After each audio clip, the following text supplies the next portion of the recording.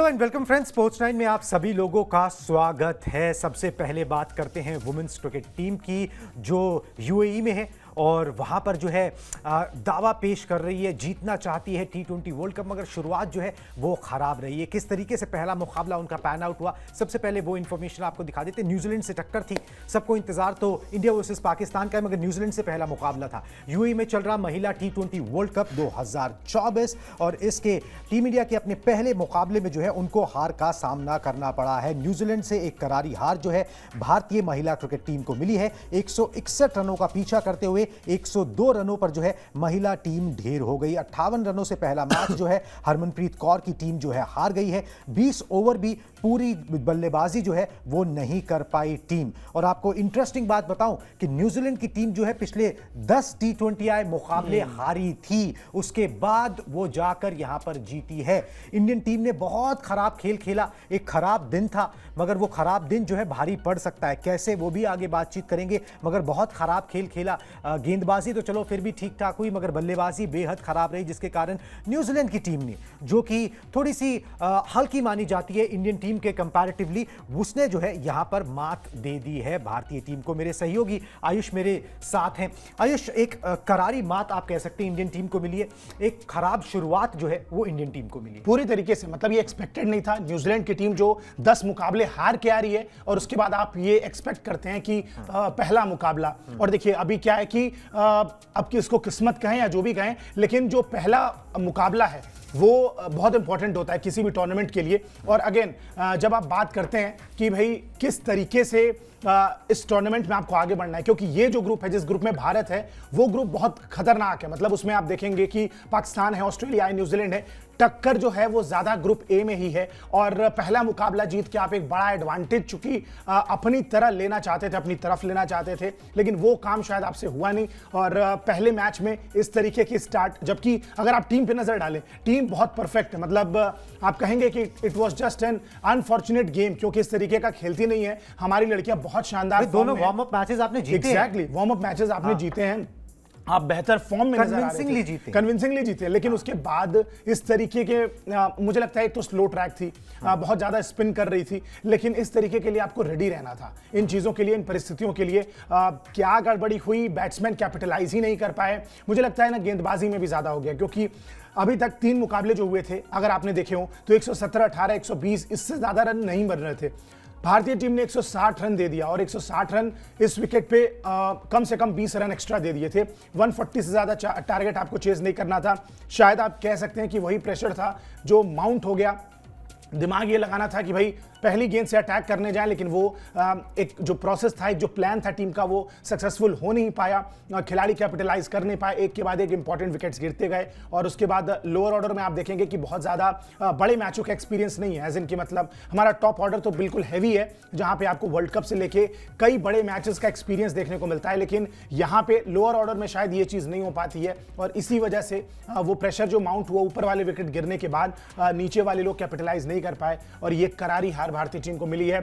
उम्मीद करेंगे कि यहां से टीम इंडिया कमबैक करे। अभी भी और मुकाबले बचे हैं, सारे मुकाबले अगर आप जीतेंगे, 3 मुकाबले इनफैक्ट और जीतेंगे, एक पाकिस्तान से है, और ऑस्ट्रेलिया से है, और एक शायद श्रीलंका से है। तो अगर इन तीनों टीमों को आपको कोशिश करनी है कि अब सारे गेम आपके लिए डू और डाई हैं, हर मुकाबले को हराइए, और उसके बाद आगे लेट्स सी क्या होता है। लेकिन ये जो हार आई है ना, ये बहुत ज्यादा रन की हार है, और नेट रन रेट पे बहुत इंपैक्ट करेगी। तो अब आपको जो मैचेस जीतने भी हैं, उनमें ये कोशिश करना है कि कन्विंसिंग तरीके से जीते। बिल्कुल जी, कन्विंसिंग तरीके से वो मुकाबले जीते। मगर ये मुकाबला सिर्फ टीम इंडिया हारी नहीं, इस मुकाबले के अंदर बवाल भी हुआ। इस मुकाबले के अंदर बहुत कहासुनी भी हुई, जिसके अंदर कोच मजुमदार जो कोच है वो भी इन्वॉल्व हो गए। क्या पूरा माजरा है, किस तरीके से जो है ये बवाल हुआ इंडिया वर्सेस न्यूजीलैंड के मुकाबले में, वो आपको यहाँ पर बता देता हूँ। अमिला केर हैं जो जिनके रनआउट को लेकर जो है ना ये बवाल हुआ, न्यूजीलैंड की खिलाड़ी हैं। अंपायर के फैसले पर जो है ना कप्तान हरमनप्रीत कौर जो है वो आग बबूला हो गई, और उसके बाद जो है कोच भी जो है वहां पर उस बहस में जो है आ गए। मतलब था क्या कि अंपायर ने रनआउट दिया, उसके बाद जो है बहस चली। हुआ क्या था कि 14वें ओवर की आखिरी गेंद थी जिस पर जो है एक शॉट खेला अमीला केर ने, और बाउंड्री लाइन पर फील्डिंग जो है हरमनप्रीत कौर कर रही थी। उन्होंने फुर्ती से गेंद को पकड़ तो लिया मगर उन्होंने थ्रो नहीं किया वापस। तो हुआ क्या कि कीवी बैटर्स ने देखा कि भाई इन्होंने थ्रो नहीं किया, वो दूसरा रन लेने के लिए भाग हुई। जब दूसरा रन लेने के लिए भागी तो ऋचा घोष के पास फटाफट से थ्रो किया गया, ऋचा घोष ने स्टंप्स उड़ा दिए। टीम इंडिया सेलिब्रेट करने लगी, भाई अमीला केर रन आउट हो गई हैं, वो पेविलियन जाने भी लगी। इसी बीच में चौथा अंपायर जो है ना वो बीच में हस्तक्षेप करता है और वो रोकता है और वो बोलता है कि भाई यहां पर हुआ क्या है कि रन आउट नहीं है। उनका तर्क ये था चौथे अंपायर का कि रन आउट इसलिए नहीं है क्योंकि जो गेंद थी वो डेड हो चुकी थी। जो अंपायर ने टोपी थी, जो बॉलर था उसको टोपी थमा दी थी, गेंद डेड हो चुकी थी, उसके बाद रन आउट नहीं माना जाएगा। ठीक है, तो ये रन आउट मान्य नहीं है, जिसको लेकर बवाल हुआ। हालांकि अमीला केर ने कुछ बहुत ज़्यादा नुकसान टीम इंडिया को नहीं पहुंचाया, मगर इस चीज़ से जो है ना काफ़ी देर तक गेम इंटरप्टेड रहा क्योंकि हरमनप्रीत कौर और उनके कोच जो हैं उनको समझ नहीं आ रहा था कि भाई रन आउट कैसे नहीं है। अंपायर्स अपने नियम कायदे गिना के इसको रन आउट जो है वो नहीं मान रहे थे, बोल रहे थे कि भाई ये रन आउट नहीं है। आखिरकार अंपायर्स की बात ही मानी गई कि वो अपने नियम कायदों पर बिल्कुल सही थे, मगर अच्छा खासा बवाल जो है ना वो इसके लिए देखने को मिला। तो एक तो मैच हारे, ऊपर से ये सारा बवाल भी जो है आयुष मैदान पर हुआ। लेकिन बड़ी मतलब कंफ्यूजिंग स्थिति थी, आप माने इस बात को, क्योंकि जिस तरीके से आप देखिए हमने बेसिक क्या सीखा है, अगर अंपायर ने जल्दी टोपी दे दी बॉलर को, दैट डजंट मीन कि बॉल डेड हो चुकी है। अगर फील्डर ने बॉल को थ्रो नहीं किया है जब तक एज लॉन्ग एज, तब तक बॉल को डेड नहीं माना जाएगा। मतलब हम भी क्रिकेट खेलते हैं और अपने लेवल पे ही खेलते हैं, लेकिन फिर भी वहां पे ये बेसिक्स तो फॉलो होते हैं कि एटलीस्ट जब तक फील्डर ने बॉल थ्रो नहीं कर दी है, बॉलर या कीपर किसी एक एंड पे आ गई है और बॉल वापस से अंपायर के पास दे दी जाती है और अंपायर तब जाके देखता है ओवर है और गेंदबाज को टोपी या जो भी है वो पकड़ाता है, अगले ओवर की तैयारी होती है। जब तक अगर हरमनप्रीत ने थ्रो किया ही नहीं था तो फिर ये बॉल डेड कैसे हुई? मतलब मुझे लगता है कि अंपायर अपनी गलती खुद बचाने की कोशिश कर रहे थे। जिस तरीके से उन्होंने कैप पकड़ा दी थी गेंदबाज को, उनको लगा कि अब चूंकि मैंने कैप पकड़ा दी है तो मैं यहां से इसको कंसिडर करूंगा कि ये ओवर हो चुका है, इसीलिए शायद ये रन आउट नहीं दिया गया। वरना ये इंटरेस्टिंग ड्रामा था एक तरीके से पूरे मुकाबले में। अगर आप देखें काफी देर तक गेम हैम्पर भी रहा, इसको लेके विवाद हुआ और ये मतलब कंफ्यूजिंग स्थिति थी क्योंकि अंपायर अपनी तरफ से पक्ष रख रहे थे और भारतीय टीम और भारतीय समर्थक जो हैं वो भी इस बात को समझ रहे हैं कि हाँ इंडियन टीम वहां पे कोई बहुत गलत नहीं थी और बड़ा कंफ्यूजिंग की स्थिति थी। लेकिन फिर भी खैर जो हुआ वो हुआ और अंत में अंपायर का फैसला ही माना गया, जो कि फेयर भी है। ठीक है, अंपायर का जो अमीला केर का वैसे जो रनआउट है ना, इसने मैच के नतीजे पर कितना रनआउट ना देना कितना असर डाला ये कहना बड़ा मुश्किल है क्योंकि देखिए उन्होंने 22 गेंदों पर 13 ही रन बनाए ना। एग्जैक्टली, उन्होंने बहुत परेशान तो नहीं किया। असली डैमेज तो सोफी डिवाइन ने किया, जो उनकी कैप्टन थी, ठीक है, जिन्होंने 36 गेंदों पर 57 रनों की पारी खेली और 160 पे स्कोर पहुंचा दिया। इस विकेट पे लगभग इतनी शानदार स्ट्राइक रेट से रन बनाना ये कहीं ना कहीं भारी पड़ गया क्योंकि आप देखिए लगभग 160 एग्जैक्टली। बाकी तीनों मुकाबले आप देखिए जो स्टार्टिंग में हुए हैं, ये चौथा मुकाबला था वर्ल्ड कप का, 117, 118, 120 इतना टीमें बनाती हैं और अगली टीमें 100, 99, 90, 100 के आसपास ऑल आउट भी हो जा रही हैं। तो ऐसी विकेट पे जहां पे पार स्कोरिंग 130, 140 है, आपने 160 दे दिया। सोफी डिवाइन को पूरा क्रेडिट जाता है जिस तरीके से उन्होंने कमाल की पारी खेली और मुझे लगता है कि भारतीय टीम ने वहीं पर ट्रिक मिस कर दी क्योंकि फिर चेज में बहुत ज्यादा एडेड प्रेशर हो गया और विकेट उस तरीके की थी नहीं। विकेट पूरी तरीके से असिस्ट कर रही थी गेंदबाजों को, जहां पे 160 बहुत पहाड़ जैसा लक्ष्य लगने लगा। बिल्कुल जी, चलिए, मगर हरमनप्रीत कौर ने जो है ना अपनी गलती मान ली। ठीक है, गलती इस बात की नहीं कि भाई वो रनआउट के लिए उन्होंने बहस की, ठीक है, मैदान पर वो काफ़ी देर तक ड्रामा चलने लगा। गलती इस बात के लिए कि भाई उन्होंने बेहतर क्रिकेट नहीं की। एग्जैक्टली, ठीक है। हरमनप्रीत कौर ने बोला क्या मुकाबले के बाद वो आपको दिखाते हैं। हरमनप्रीत कौर की कोट प्लेट बता देते हैं। हमने अपना सबसे अच्छा क्रिकेट नहीं खेला, आगे के बारे में हमें पता है कि हर एक मैच अब ज़रूरी है। हमने मौके बनाए लेकिन हम उनका फ़ायदा नहीं उठा सके। उन्होंने, यानी कि न्यूजीलैंड की वो बात कर रही हैं, उन्होंने हमसे बेहतर खेल दिखाया, इसमें कोई शक नहीं था। फील्डिंग में भी हमसे कुछ गलतियां हुई, इसलिए हमारे लिए आगे को लेकर ये एक सबक है। तो वो उसको एक सबक की तरह ले रही हैं और फील्डिंग में गलती का जो उन्होंने हल्का सा जिक्र किया ना वो शायद अपने ऊपर भी ले रही हैं क्योंकि वो जो रनआउट का सारा जो ड्रामा क्रिएट हुआ, जो उन्होंने थ्रो नहीं फेंका और अपने पास गेंद रख ली, उसके बाद ही वो सारा ड्रामा जो है शुरू हुआ और उसके बाद जो है वो रन लेने के लिए न्यूजीलैंड की बैटर्स जो है वो भागी और फिर बाद में थ्रो किया गया। अमूमन जो है फील्डर थ्रो कर देता है, जल्दी से रिलीज करता है, बॉल को अपने पास रखता नहीं है। ये भी एक क्रिकेट का बेसिक होता है, उसको अपने पास रख के कोई फायदा होता नहीं है, मगर ये चीज़ जो है वो देखने को यहाँ पर मिली है। मगर हरमनप्रीत कौर ने सबक की बात यहाँ पर करी है कि बेहतर क्रिकेट नहीं खेले, एक ऑफ डे ही कहा जाएगा आयुष, क्योंकि आप इस इंडियन टीम से इस स्तर का क्रिकेट जो है ना वो उम्मीद नहीं करते। वार्म अप मैचेस में भी हमने देखा नेक्स्ट लेवल का गेम, एक अलग लेवल का गेम जो इंडियन टीम कंसिस्टेंटली खेलती आई है। यहाँ पर एक ये ऑड ऑफ डे जो शायद आपको भारी पड़ जाए, उसके बारे में बाद में बात कर लेंगे कि वो गणित क्या है।